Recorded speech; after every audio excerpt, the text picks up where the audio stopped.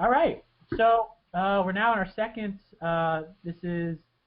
We are the Cinema Joes. We are going to be doing our second movie in our alternative superhero films marathon, and that film is called Darkman. It is from 1990. Featuring Liam Neeson, which I didn't know before I started watching it.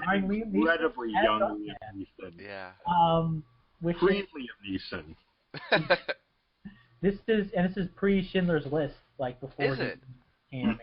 Oh yeah. I thought Schindler's List was earlier than that. Yeah. So we have here a story that is maybe less of a superhero story and more of a vigilante kind of story. Yeah, I got a lot of like a Punisher vibe from Darkman. Yeah. You have Liam Neeson as Peyton. He is this. He's also a scientist, not unlike Swamp Thing, and he's trying to develop liquid skin. And not liquid skin necessarily. Well, he's trying to transplant skin. Yeah, like synthetic skin. Mm-hmm. Yeah. Yeah. Yeah. What we have here is he's sort of ambushed by these thugs who very thoroughly, seemingly kill him. I can't blame them for thinking I can't blame them for thinking he was dead. Right. Yeah, right. seriously. And he somehow survives with major burns.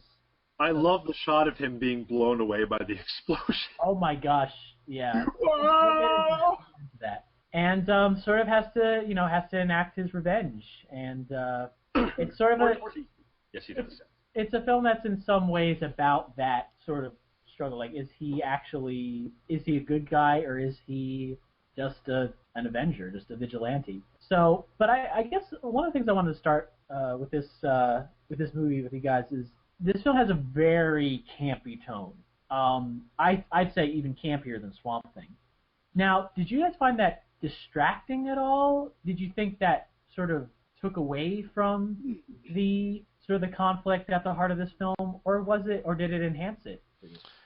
When you say camp, the only camp I really saw, other than in some of the gang members, the only camp I really had a problem with was in the, I'm air quoting, special effects and the cinematography, and when he went to lose his mind.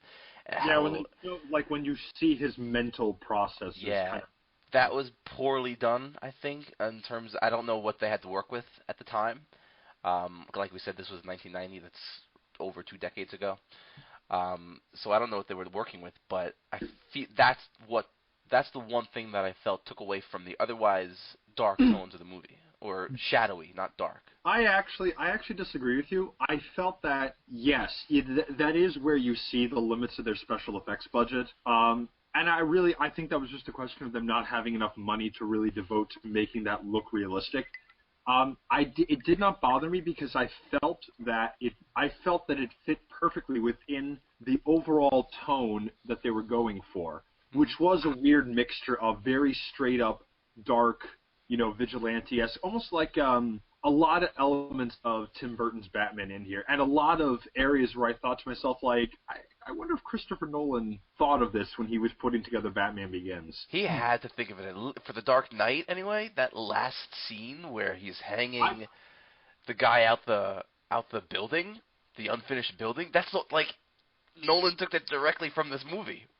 It might have been both. I think it might have been both. Because even in terms of Batman Begins, when you have the guys chasing Darkman into his lab, and the two of them are just walking around, and they're, he's using sounds and noises and, like, making stuff fall down here and there to spook them out. Like, it looks like that part in Batman Begins took that straight from this movie. And that no was reason one of it couldn't be favorite both parts movies, of Batman because, Begins. Nolan probably got a lot of inspiration from this movie. I saw a lot of parallels. It really looks like all of his. It looks like his entire Batman trilogy was, in terms of the visuals, was partly approached by,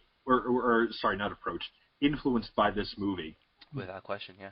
But no, I felt that those mental scenes where you sort of go on this weird loopy special effects trip, that kind of, it was campy in a sense, but I felt like it fit into the world the movie was trying to create. That was my impression.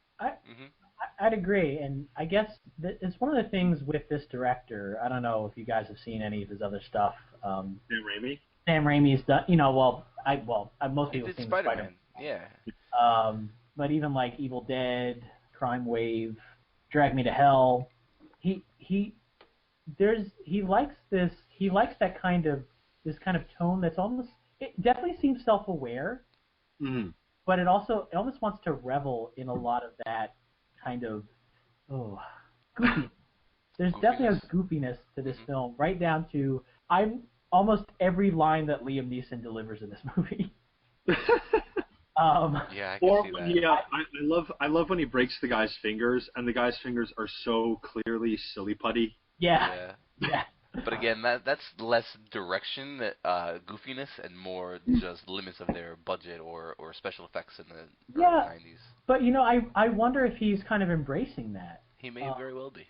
There's a very much like you see in the scenes where he's hanging from the cable, helicopter, for example. They're like very obviously green screen, and I wondered if that was I wonder if that was intentional, because and you can see like the way even like the titles of this movie, like they're like black and white. Did you notice that? They have like this old timey kind of feel to them.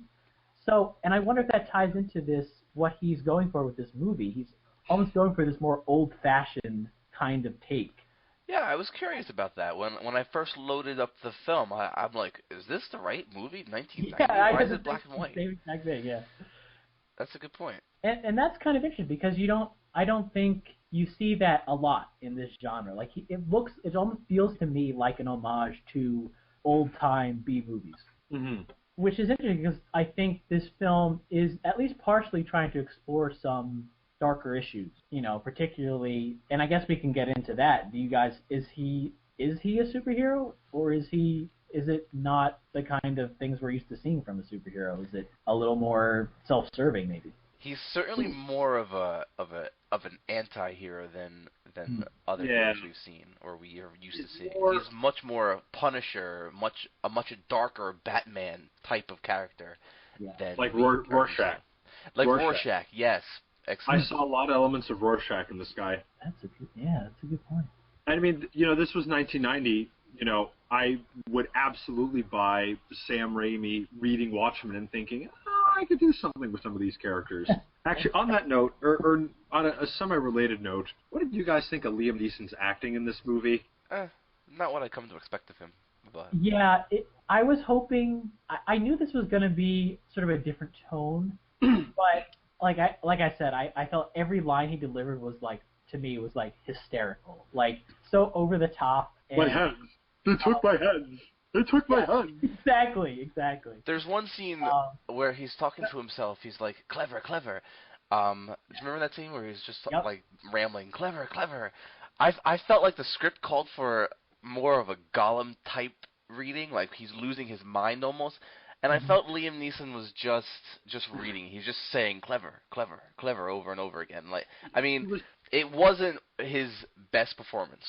But he's Liam Neeson. I mean, he's awesome. He did a good job for what he had. Actually, I have to say, speaking of influences on the Batman trilogy, I think Chris Nolan also took ideas for Two-Face's makeup from the makeup they used for. Yes, I was going to. The makeup. I was really surprised at how well the makeup was. I thought that was really good. That really holds up. And the cinematography that played along with it, where like they never really saw it too much, was perfect. Not enough people do that. They just show it all now. I like the less is more approach. And you see him talking about cinematography. You see him a lot in the shadows. Sometimes there's just like a little bit of light, and you see him like one of the last shots where you actually see him is where he has his back, where he's sort of where he's basically giving up his old life, and then he turns back briefly in that little patch of light before heading off again. There's definitely a lot going on. Bruce Campbell. Yeah, I can't tell you how happy that made me. Like, I was totally not expecting that. This is you raised a question that I think we didn't answer. Is he just out for revenge, or what is he doing? What's his motivation? I don't know. I don't think I had enough time to really digest the movie to answer that question. What do you think? Like, is he just out for revenge? I think he's much more revenge motivated than not that he necessarily starts out as revenge motivated, but I think he definitely becomes more revenge motivated. I'm trying to remember now. I remember him as soon as he got back to his lab, he took his stuff, he went to try to finish his skin. His first thought was, let me get my old life back. Yeah. And then he realized he doesn't know if he can. I don't remember the change where he went from let me get my old life back to let me get revenge on these assholes. Where was that? It was when he sees some of the people at the party. Oh, right. And he realizes he remembers, and that's when that mixes with him becoming more aggressive. Which, by the way, I have to say this: what sort of god awful hospital would do such terrible experiments on homeless people just because they're homeless and have no IDs? To be fair, a lot of progress is stifled because you can't experiment on people. But it's stupid. It's like, well, yes. In their perspective, they're helping. What we do makes these people incredibly aggressive and incredibly strong and incredibly wanting to kill us. But you stop the pain. They're no longer in pain. Yeah. I don't know. It's a give and take. Again, I think if that scene, I was like, you fucking moron. Asking to be murdered. I mean, we see pretty much from the get-go that he's not going to, we're going to see some pretty extreme things. I mean, the fact that a cigar, what do you call that? What is that called? Like, cut through bone. Cutter? I don't know exactly what it's called. Yeah, but the fact that that's used, multiple times as a, he's going to go to the extreme with this movie. And it has this, I think, very unreal quality because of that, which maybe is appropriate for this kind of hero. Oh, another parallel to The Dark Knight, that laugh. Do you remember that laugh, the laugh Smiley gives, where it's like, it's very Joker-like. You're talking about, sort of like oh, by the way, one of the I love the fact they make this whole thing about how the guy's fake leg is a machine gun. Say that again? They have this whole thing about the guy's fake leg being a machine gun. Yeah, that's funny. And when they show up at the guy's lab, and they do like a pan around shot of all the bad guys, and one of the pans is to that guy, and he's just hopping around. Pop. But he has this dark look in his face, like, yee! Yeah, I guess you're right. Now that I'm thinking about it, there are a lot of goofy moments that I forgot about in the last 2 hours. It's just saturated. Comes back. The one-legged guy never comes back. It's just those 2 scenes. Hey, you're right. That is interesting. We don't see him die. Also, I think he becomes the supervillain in the sequel. I'll tell you what, this movie did set itself up for a sequel. Was there one? There were 2. Really? Was Liam Neeson playing it? I don't know. I have a feeling that none of the original cast is involved. Okay. Maybe some of the bad guys. I don't know. But Casey, back to what you're saying about the jump for him becoming a vigilante. I think that's something the movie wants us to feel, but I'm not quite sure I ever bought it. Well, we have to understand that a lot of his psychology now has been very altered. They cut a lot of the stuff in his brain while he was in the hospital, and so what he has to fight to keep what he was, and he mentions it a couple times where he's no longer the same person. Mm-hmm. Yeah, you see it when he's back with even when he's back with his girlfriend. It feels like you're like, wait, who is this guy? He's just he's so well until the one thing happens until he gets angry. Yeah, I don't like him when he's angry. Actually, by the way, I have to ask, because it was bugging me the entire time. The fat henchman in this movie, is this the same actor as the same fat guy? I had to ask that too. It would not surprise me at all, though. It'd be pretty great, though. I can look it up right now. You guys keep talking. I'll look it up. Please look it up, because I have to know. Yeah, no, I know exactly who you're talking about, and I'm like, that looks like the same guy. Was that on his resume? Was he like a specialist in low budget superhero films? There are worse things to spend your life doing. And he always plays a henchman who seems to get a lot more time than you think he's going to get. I actually, in terms of the main. Yes, it was him. It was the same guy? It was him. His name is Nicholas Worth. Oh man, that's hilarious. That is great. In fact, the first thing I said when this movie came out was like, "Is that Bruno?" Yeah, right. Boss, I want my moose antlers back. We're in the city. You don't need moose antlers, but have a nice flight. Ah! Now that line was straight up cheese. Have a nice flight. Yeah. That's it. No, you're gonna say something though about The main villain. I'm not talking about the corporate guy. He was boring as hell. The main villain, the finger cutting one. I actually liked him a lot more than the bad guy in Swamp Thing. Yeah, I agree. I just even like the way he looks. He looks so diabolical. Like even like his haircut is unacceptable. No, yeah, Yeah. I felt he carried himself a lot more. He just had a much better presence. Right. No, I'd agree.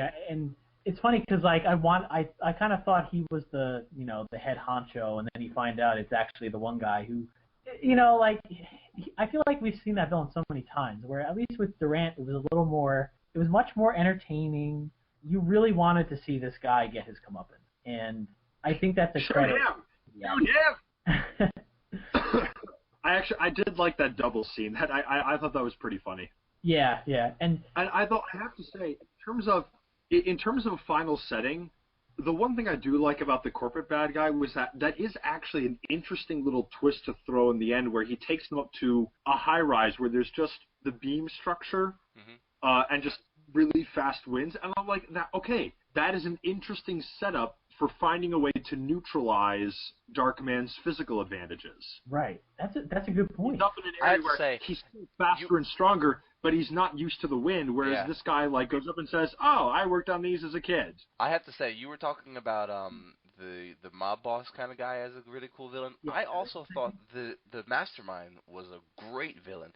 He doesn't get any backstory or background or any depth, but he is in like 3 scenes he's made out to be, in a very subtle way, very, very smart. I mean, first of all, I was like, when he figured out the problem that they've been having was Westman, I'm like, how did he make that connection?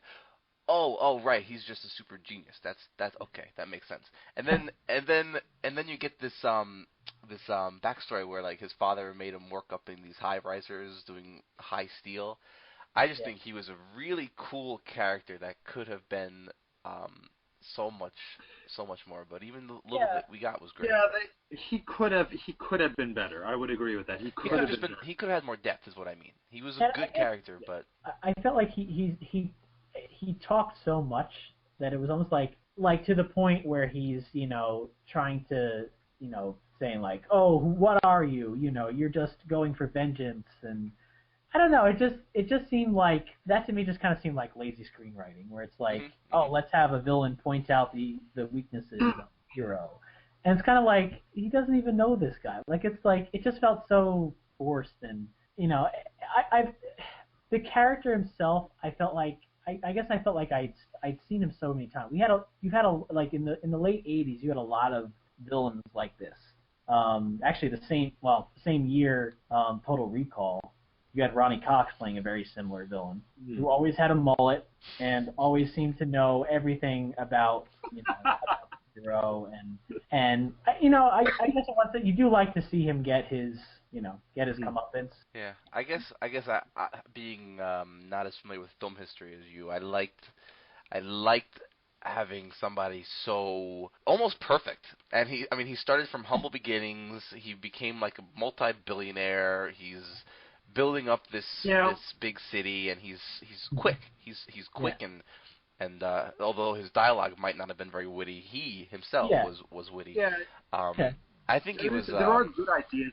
There are good ideas there. Like I like a bit about the fact that he's actually used to being out on steel beams. Like I like that bit. Other than that, that's the only thing though that I thought was different.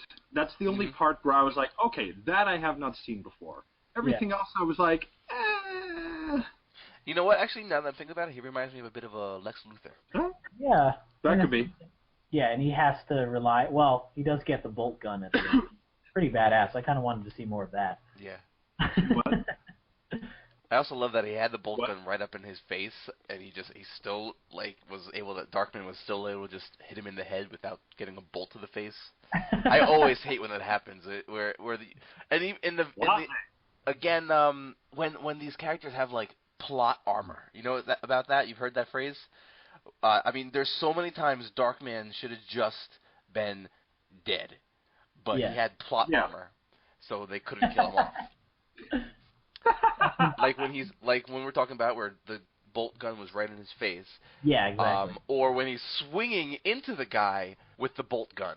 I mean, he's just missing. I don't understand. He's coming straight at you. Yeah. How do you miss that bolt gun? Well, how is it that Arnold Schwarzenegger has not been hit by a bullet 10 million times in his film career? Yeah. Well, that's what I'm telling you. That's what I'm saying. Plot armor is a critical illness with many scripts. Any action movie where they're shooting, almost any action movie with shooting, there's a question of like, okay, how many times have they missed him now?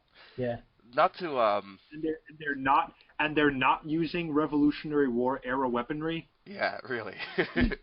Not to get too off topic, but that's why I love Game of Thrones, because it's just there's no plot armor, and we need more of that. That is, that's what I do respect about Game of Thrones. Mm-hmm. But not to go too far into that, we could have our own little series on Game of Thrones. Let's stay in Darkman. We've got about 5 minutes left. What else do you want to say here? I do have one comment though. Mm-hmm. The scene where Liam Neeson has his freak out about his hands. Oh my god. He clearly been working there for months. How had he never glanced at his hands? It's because we apparently needed that dramatic moment. Like, we couldn't possibly understand it if he didn't, You could have had that at the beginning, though. Yeah. I totally agree. Yeah. I guess one of my issues with this movie, I had a lot of fun with it, but I felt like there was so many interesting ideas that just were never really explored, and it was almost like I got the sense Raimi wanted so badly to do this, to up the camp, to really. I mean, we have one line where a character says, "Take the fucking elephant." Like, how do you get how do you get sillier than that? Like, you have, especially in context. Elephant. I don't want to. But I guess that's one of the issues I had with this movie. I felt like, okay, if you're gonna go for the campy tone, then commit to it. Mm-hmm. You know what I mean? Like, I felt like also trying to get into these ideas about, okay, is he a hero? Is he just a vigilante? Is he just about vengeance? The whole thing I have to say, I think Darkman looked cool. I love the getup they had for him. The design is fantastic. Yeah. Right down to the hat and the coat. Mm-hmm. Oh, that's phenomenal. He had a Heisenberg feel from Breaking Bad. Mm. And I guess I wanted even more of, the scene where he takes out the first bad guy, and is dangling him in the sewer, and then I kind of wanted more of that, because I think we could have seen more of how he, how this character, how Darkman, how Peyton has changed, and see that play out. It was almost like, it ends up being like they kind of bring the bad guys to him, where it's like where his girlfriend inadvertently leads Durant and his thugs to the hideout. Yeah. And I don't know. I wanted a little bit more of that, and I got the sense like there was just so much else going on that there's. I guess that's my issue with this movie, is I felt like there's so much going on that it's almost like you wanted him to commit to either commit to the camp and go all the way, or maybe try to be a little more serious. Yeah. Yeah, I have to say, I agree. I think my favorite part about this movie it really gave a good context to the internal struggle for the heroes. We don't see enough of that, even in modern storytelling. What am I trying to say? In modern superhero movies, we don't see a lot of internal conflict. I don't think it's just. Yeah. I mean, in Iron Man 3, he had PTSD. That was cool. I like to see that, but more often than not, they just kick the bad guys' asses. The PTSD in Iron Man 3 only comes in when it's not inconvenient. It never happens. That's not when true. It was was inconvenient enough in Iron Man 3, but I digress. What was I going to say? So you think he's a superhero, and why? I would not say that he's a superhero. I think I would agree with Justin. I think he's more of an anti-hero. I think Casey said that. But where's the difference? Yeah. One of the things I want to get to the bottom of in this marathon is the definition of what makes a hero and a superhero, and if you're bringing anti-hero, what's the difference between a superhero and an anti-hero? I think that's something we could discuss in our wrap-up or in our look-back. Yeah, I think that also goes along with why this is. I think it's also the fact that this is an alternative superhero film also ties in with that idea of like, okay, are these people who have superpowers, are they going to act the way that we expect? So just the fact that this is sort of a film that's, not, for example, didn't get the same fanfare that, say, Batman did, right, is interesting, and it's a lot more, the noble intentions start to.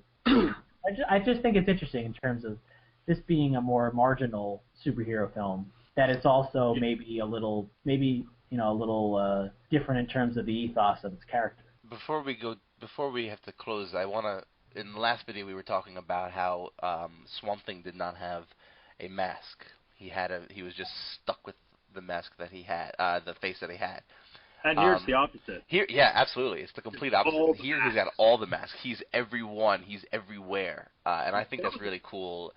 Like you said, ethos. A certain amount of time. He has to still go back to. Yes, that's something we haven't mentioned. He only has these masks for 99 minutes. Unless, of course, he fixes the problem, which he might have done or do in the future, in the sequels. I don't know. Yeah, that's actually true. That is one interesting plot hangover where you're like, okay, that is an avenue where they could have developed it further. If they did, I don't know. I think it would have made a good if enough passion was put into it, it would have made a good trilogy. He's a really interesting character that I think it wouldn't be a bad idea to revisit him if somebody had that in mind. Hollywood, if anyone's listening. I think there's a lot here. I don't know if it was all on screen necessarily, but there were a lot of interesting ideas. Absolutely. And the design was really Yeah, sort of like different, yet I think paid homage to the thing that I noticed with the design is it was, in terms of the bandages and the hat and the coat, reminded me a lot of like the Invisible Man, which is appropriate and probably intentional kind of character. No, I have to say, I think I had kind of the same reaction to this that I had to Swamp Thing. I liked a lot of the ideas behind it, and I liked the fact that there was a very clear and unique effort behind what, and I got a very clear sense of what they wanted to do, even if they did not always pull it off. So, again, like with Swamp Thing, I would really recommend this movie, if just for the experience of seeing something really very unique. Yeah. Even though I think both of them kind of fall through occasionally in terms of the execution. Yeah. I think we're about ready to wrap up. This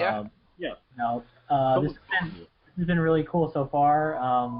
I think our next movie is going to be The Crow, which would be interesting. Definitely, I've heard more about Tale of Vengeance. So yeah, hopefully you'll join us for that. And, check out our next movie, and I'll have a link in the description for our last movie, Swamp Thing, if you want to check that out too, if you haven't seen it already. So good luck. Thank you for watching.